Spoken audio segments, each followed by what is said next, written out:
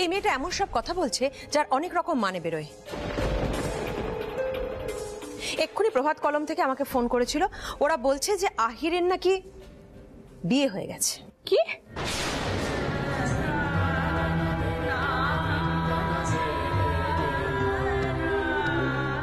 আহির, মলিমা কিছু জিজ্ঞেস করছে, হয় স্পষ্ট করে বলে দাও প্রভাত কলম গুজব রটাচ্ছে, অথবা বলো যে তোমাদের মধ্যে কি কথা হচ্ছিল।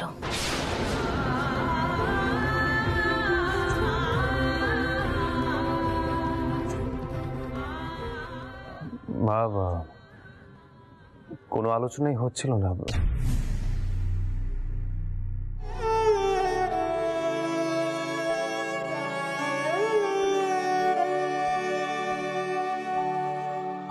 না,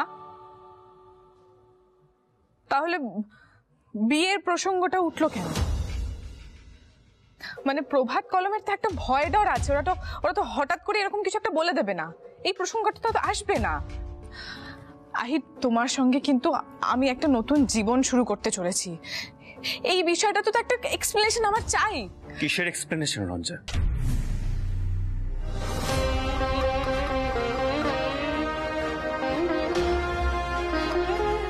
আর হঠাৎ করে আজ আমাকে এইভাবে এক্সপ্লেনেশন দিতে হবে কেন?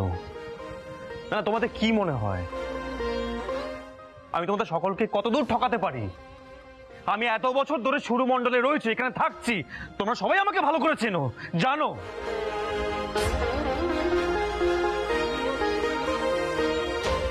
কি মনে হয় আমি এমন কোনো কাজ করতে পারি যার জন্য আজ এখানে দাঁড়িয়ে আমাকে এক্সপ্লেনেশন দিতে হবে? কেন আহির, কেন তুমি কোনো এক্সপ্লেনেশন দেবে না? দুদিন বাদে আমাদের বিয়ে, ইটস আ ম্যারেজ, আর তুমি এখন আমাকে বলছো তুমি কোনো এক্সপ্লেনেশন দেবে না। নিউজ পেপারে তোমার বিয়ের কথা উঠেছে, যে তুমি বিবাহিত। Damn it, speak up please, say something.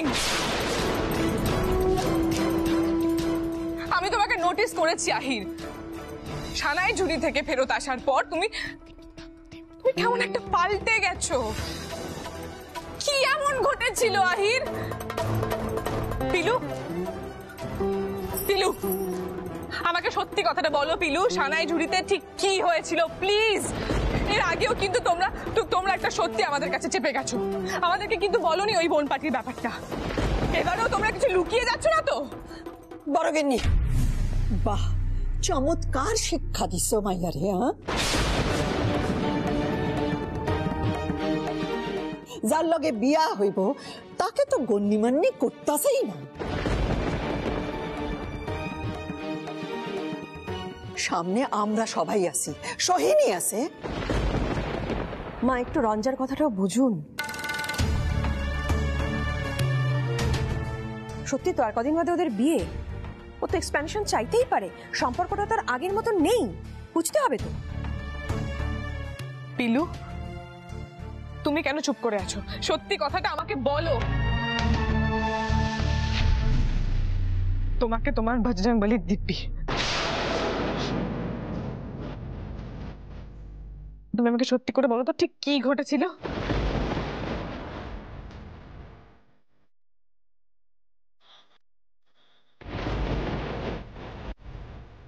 তুমি যদি না বলো না, আমি কিন্তু তোমার পেট থেকে কথা টেনে বার করবো, আমি বলে দিলাম।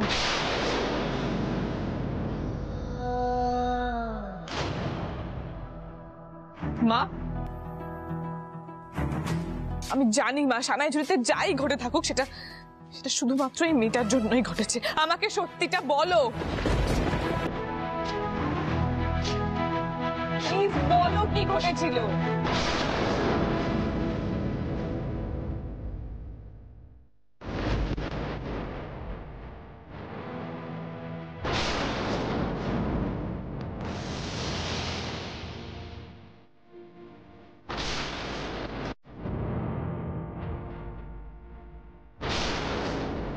কিরে পিলু, তোর তো দেখছি টুসু পরবটাতে বিয়াটা হয়ে গেল।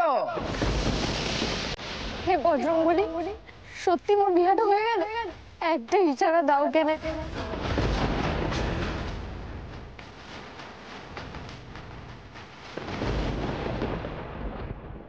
যদি কিছু হয়েও থাকে ছোট ম্যাডাম, তার দায় একা আমার, ওস্তাদজির কোনো দায় নেই।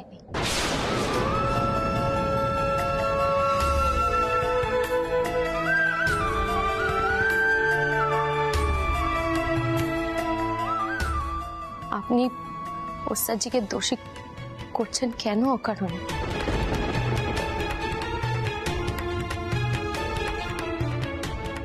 আই তোর বোধহয় কিছু বলার আছে,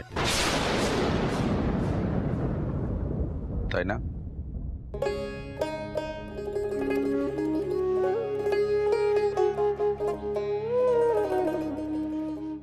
আহির আহির কি বলবে?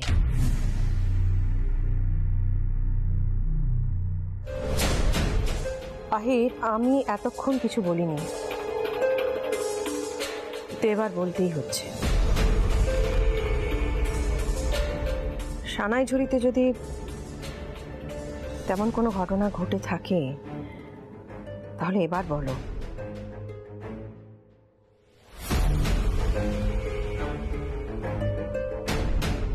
কারণ তোমরা যখন সানাইঝুরি থেকে ফিরেছিলে তখন পিলুর সিঁথিতে সিঁদুর দেখেছিলাম।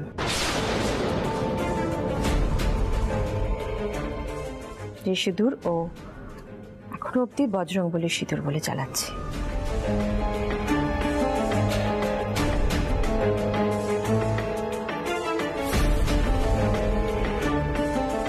এটার অন্য কোনো মানে নেই তো? আমার কাছে নেই মণিমা।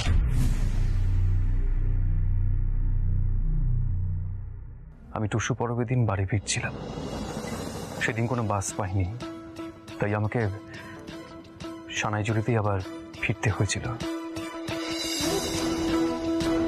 আর সেদিনই টুসু ভাসান ছিল।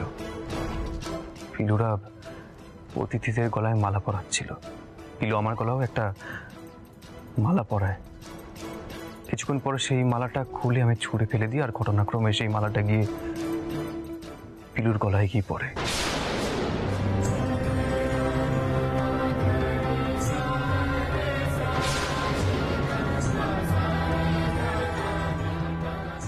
ব্যাস,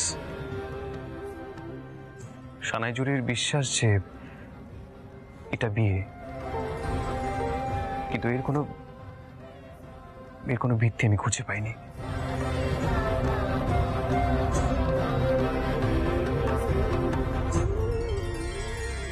সে কি এত কাণ্ড ঘটে গেছে আর আমরা কিচ্ছু জানলাম না? মা, যে ঘটনার কোনো মানে নেই, আমি সেই ঘটনা তোমাদের কেন জানাবো?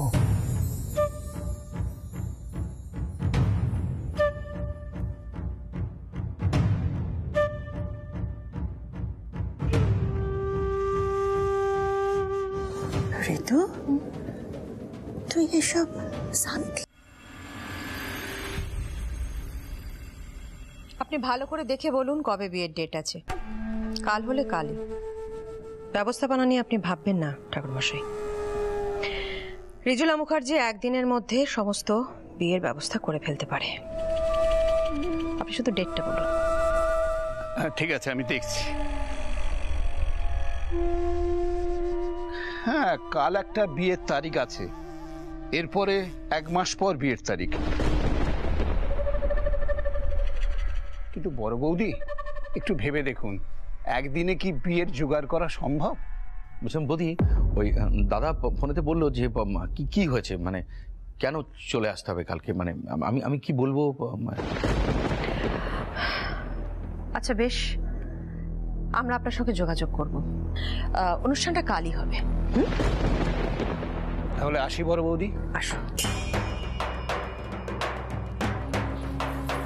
উদয়, তোমার দাদাকে বলো বিশেষ প্রয়োজন না পড়লে আজ অব্দি রিজুলা মুখোপাধ্যায় আদিত্য নারায়ণ মুখোপাধ্যায়কে কোনোদিন বিরক্ত করেনি।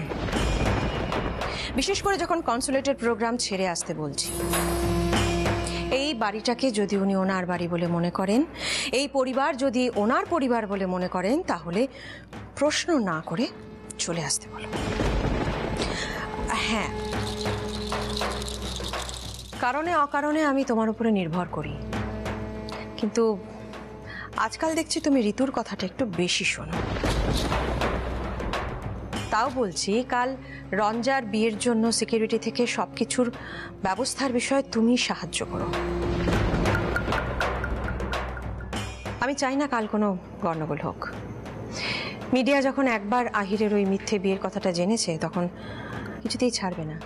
রঞ্জার সঙ্গে বিয়েটা হলে আমি অন্তত বলতে পারবো যে রঞ্জা আমার একমাত্র মেয়ে। আমি যখন বিশ্বাস করে আহিরের সঙ্গে বিয়ে দিয়েছি, কাজেই এই বিয়ের কথাটা গুজব। আহির সদ্যর কেরিয়ার শুরু করেছে উদয়, এখনই যেন ওকে কেউ ঠক জোচ্চর না বলে সেটা দেখার দায়িত্ব আমাদের সবার। সোহিনীকে ডাকো উদয়, ওর সঙ্গে আমার কথা আছে। যখন সাবধান করি তখন কেউ আমার কোনো কথা শোনে না, পরে আমাকেই সবটা সামলাতে হয়। উদয়, যাও সোহিনীকে ডেকে আনো, মানে বিয়ের ব্যবস্থা করতে হবে, কথা বলতে হবে তোর সঙ্গে। সোহিনী, সোহিনী, উদয়, হ্যাঁ বলছি পিলুকেও ডাকবে তো। হ্যাঁ হ্যাঁ হ্যাঁ হ্যাঁ, এই এ ও পিলু যে কার কার কাছে কথাটা রটিয়ে বেরিয়েছে সেটা ওর কাছ থেকে জানতে হবে।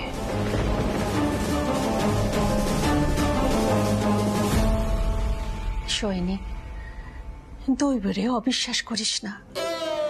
পিলু আর আহিরের বিয়া হইল দেবতার সামনে, হনুমানজিরও ইশারা পাইছে। এবার ওরে জিগা, ওর মন কি চায় জিগা। এই সোহিনী, বৌদি ডাকে। বৌদি কইল কি কালই আইরের বিয়ে হইব।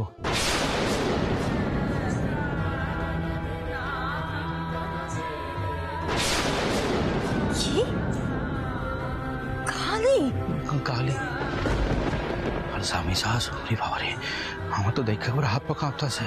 আরে বাপরে বাপ। সোহিনী, এরপরেও তুই চুপ করে থাকবি? দিদিভাইকে গিয়ে একটাও কথা বলবি না? মা হই কি করে ছেলেকে একটা বিপদের মধ্যে ঠেলে দিচ্ছিস রে? আস্তে আস্তে, যদি একবার শুই না ফেলায় না তখন আমি কই কি সৈনিক তোর যা কমনের আছে না, তুই বৌদির সামনে গিয়ে কয়ে ফেলা। ও হ্যাঁ পিলু, তোমারও ডাকতেছে, কি নাকি জিগাইবো তোমারে। ভালো কথা, তাহলে চলো মহারানীর কাছে সবাই যায়, কি কয় শূন্য আসি। দাদা, কাল কি করে বিয়েটা হবে? আদিত্য তা শোন সোহিনী, এই কথাগুলো না তুই দিদি ভাইয়ের সামনে গিয়ে জিজ্ঞেস করবি। চল চল আমার সঙ্গে। পিলু চল, চল পিলু চল।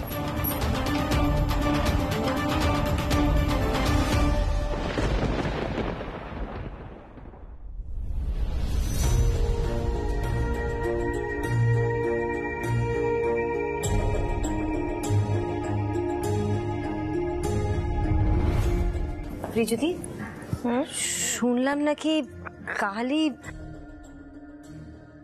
হ্যাঁ রে, বিয়েটা একটু তাড়াহুড়ো করে করতে হচ্ছে, রিসেপশনটা পরে প্ল্যান করে করব। দিদিভাই,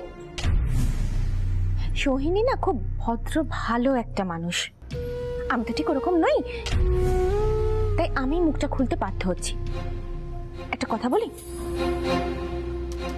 আজ সোহিনীর বাবা মা বেঁচে নেই বলে আদিত্যদা সোহিনীকে এ বাড়িতে বোনের মতোই রেখেছে।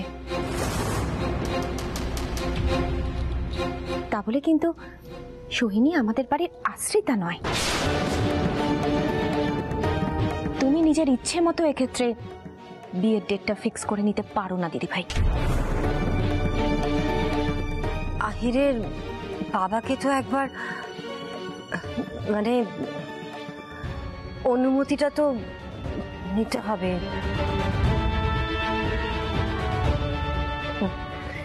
ঠিকই তো, মানে যেচে সব্যসাচীদার কাছে অপমানিত হবি বলে তুই তার পারমিশন নিবি, আর এদিকে ছেলেটার ক্যারিয়ারটা যে শেষ হয়ে যাবে সেটা তোর মাথায় নেই।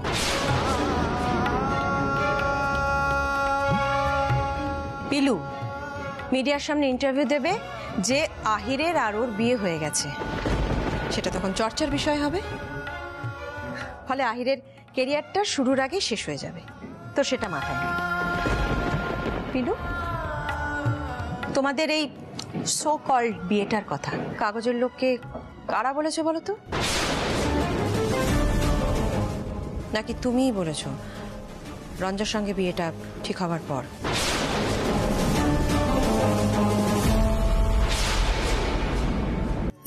বিশ্বাস করুন বড় ম্যাডাম, আমি এই নিয়ে কাউকে কিচ্ছু বলিনি।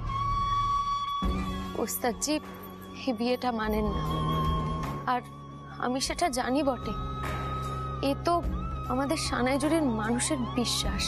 সমানে একই কথা বলে যাচ্ছ, অথচ সিঁথিতে সিঁদুর পরে আহিরের সঙ্গে চলে এসেছো কেন বলো তো? অধিকার চাও? না না বড় ম্যাডাম, তা নয়।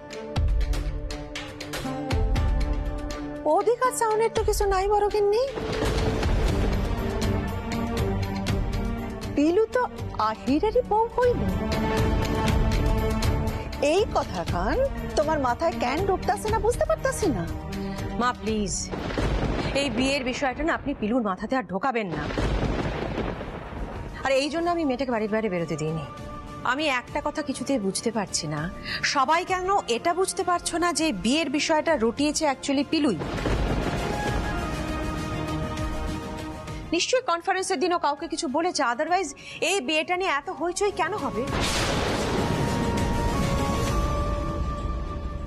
আমি সত্যি কাউকে কিচ্ছু বলিনি বড় ম্যাডাম। আমার মায়ের মেয়ে আমি। আমার মা কোনোদিনও নিজের বিয়ের অধিকারটা চাননি। আত্মসম্মানটা খুইয়ে আমরা বাঁচতেই চাই না। আমি শুধু নিজের বিশ্বাসটা মেনেছি, আর কিচ্ছু চাইনি, চাইবও না।